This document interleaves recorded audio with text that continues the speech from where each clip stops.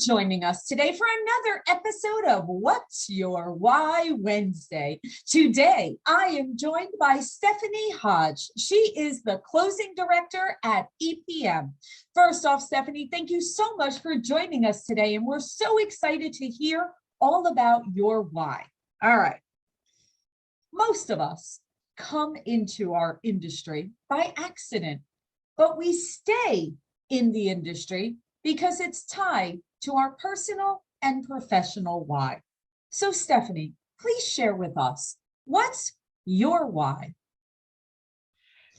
Well, after thinking about it, I had decided I didn't have a why yet. But after talking to someone you know very well last night for quite a bit on the phone, she's trying to get it out of me. And what we realized, the biggest correlation between personal and business is I have to be challenged. So I love to challenge myself and can never be bored.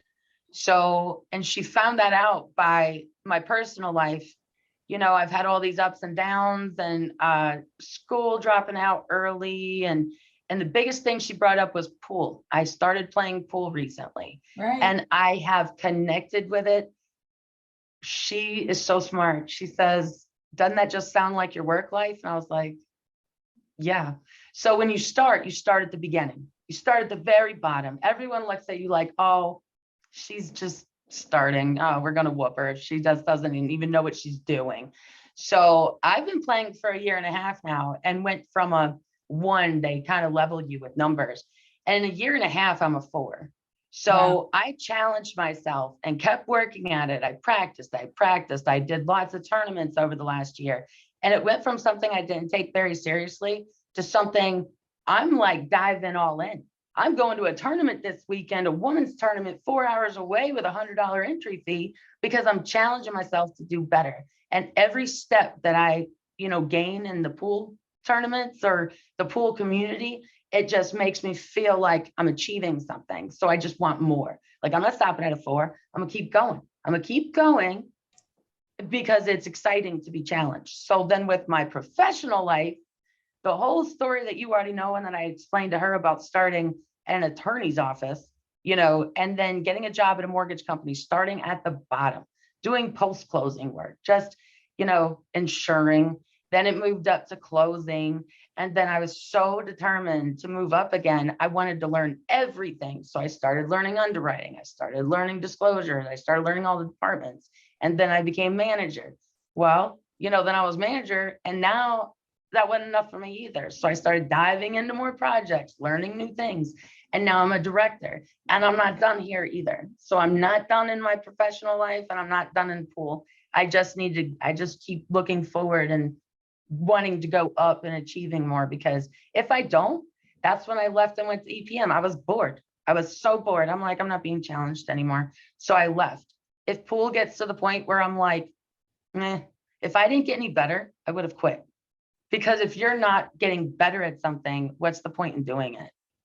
I love that. And the whole time that you're speaking, I'm thinking about the words that are above my head of my philosophy about saying yes every day, because what you just said, that's the whole premise. The whole premise is not to live life repeating the same thing over and over again. Life is boring when you just do the same thing over and over. You need to open yourself up, and you need to challenge yourself to be saying yes to whatever life brings you. So Stephanie, I love the fact that you have realized, because just like you just said, you had a conversation with someone, because sometimes we need another perspective. Sometimes we need someone else to say, hey, do you realize why you're doing this? Or do you realize how good you are at that? And that's a beautiful thing. That's wonderful to allow yourself to be vulnerable, to ask those questions, but then also realize, and that's why when you said to me, well, Laura, I haven't really figured out my why. That's not accurate. You may not have been aware of it, but you have it, and you have it very well.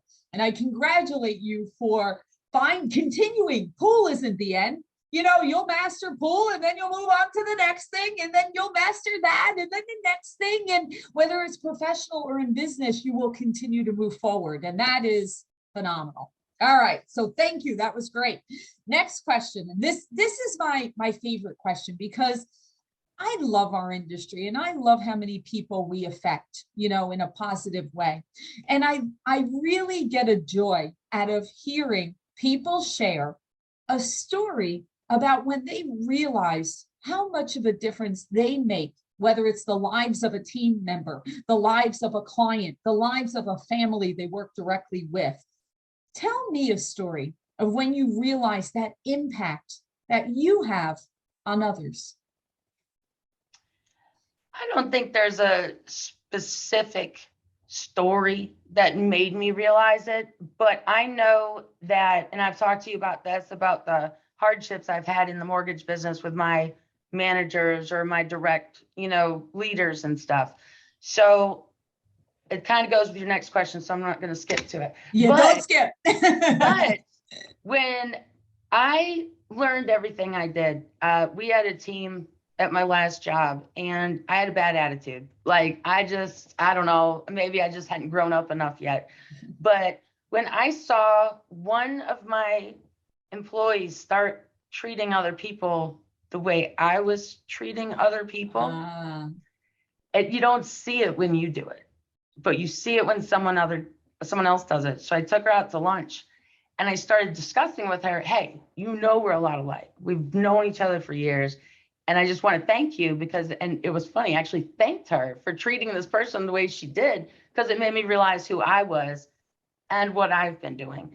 That lunch that we had together wasn't important maybe to other people, but it was me. And it was a turning point. After that day, my attitude became so positive on a daily basis because there's just no need to be negative. So just watching an employee be so negative just turned my life around. So guess what? Turned her life around.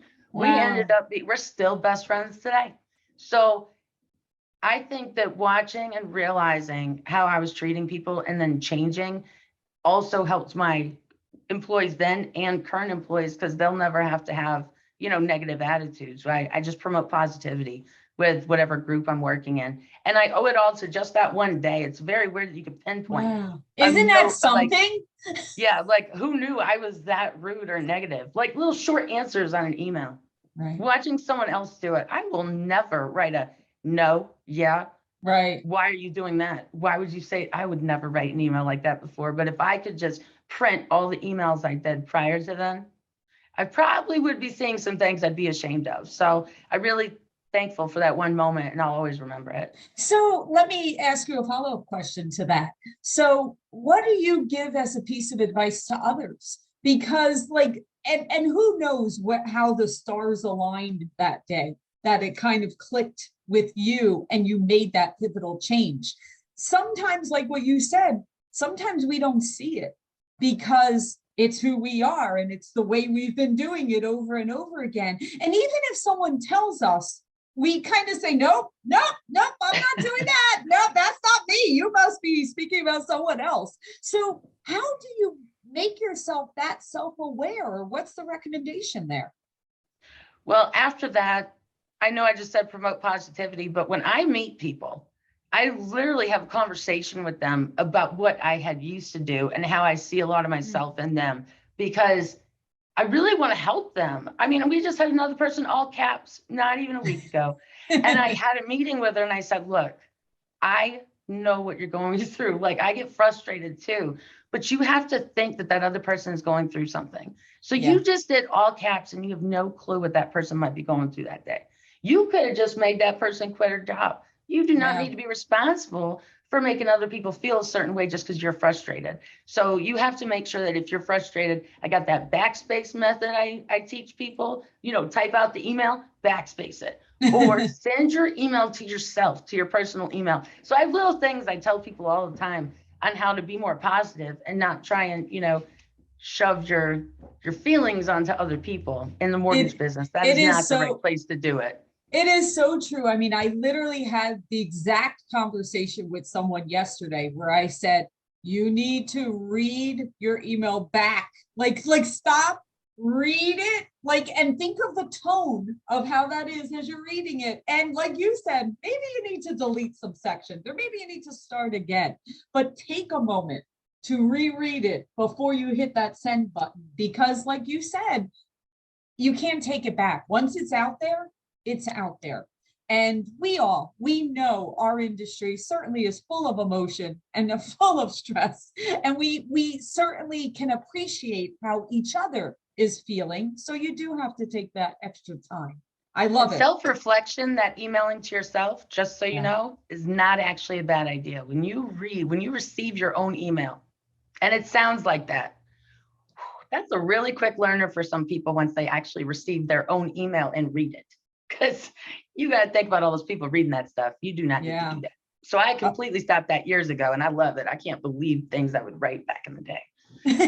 But you've learned and you've grown, and that's the beauty of it. And we all have that opportunity, just like challenging yourself and learning new things, also challenging yourself to be aware of yourself and others. And I really love what you said, Stephanie, when you said you don't know what other people are going through or what's happening in their life. We all know everyone has a weight on their shoulders from one way or another. We all know that. That's just life. So take a moment to remember that. How do you want to affect that person's life today? Do you want to affect them positively? Or do you want it, like you said, someone could say, that's it, I'm done. Like, I can't take another email like that. And it wasn't that your email was that bad. It's just your email compounded on top of other things. And that was the breaking point. So yes, it's very good. We all have to be mindful. All right. So my last question, you have been phenomenal. And this has been a great self-reflection. So I love this. So how do you want to be described in the industry? How do you want to be remembered in the mortgage industry? Tell us that.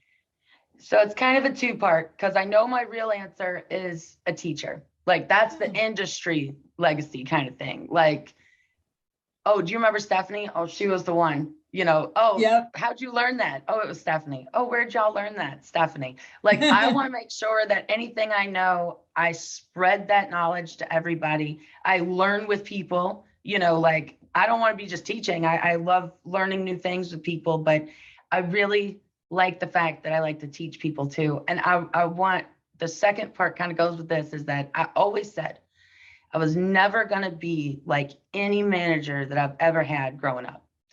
And I believe I've accomplished that. I work really hard to not make any of my coworkers or employees ever feel that they're not important, not listened to. I never downgrade them. I would never cuss them out. Like, all the things that I've been through, my whole goal in life is to always be the manager that I wish I had.